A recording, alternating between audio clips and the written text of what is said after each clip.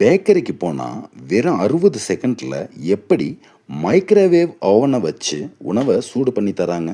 60 செகண்டுக்குள்ளே microwave அவனுக்குள்ளே என்ன நடக்குதுன்னு தெரியுமா?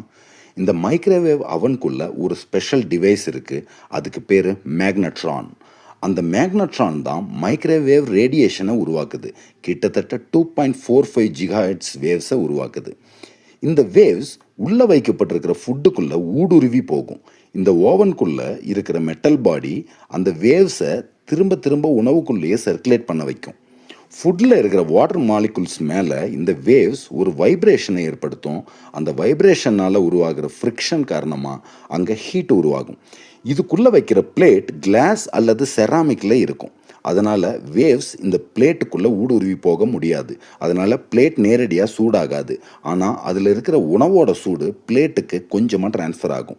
சிம்பிளாக சொல்லணும்னா ஃபுட்டில் இருக்கிற வாட்டர் மாலிகுல்ஸை வைப்ரேட் பண்ணுறது மூலமாக உண்டாகிற உராய்வு வெப்பத்தில் தான் உணவு சூடாகுது. உள்ளே இருக்கிற பிளேட் ஏன் சுற்றிக்கிட்டே இருக்குது தெரியுமா? அப்படி சுற்றிக்கிட்டே இருந்தால் தான் உணவு எல்லா பகுதியிலையும் ஒரே ஈவனாக சூடாகும். இந்த தகவல் உங்களுக்கு ரொம்ப பயனுள்ளதாக இருக்கும்னு நான் நம்புகிறேன். நான் உங்கள் மின்சார மனிதன்.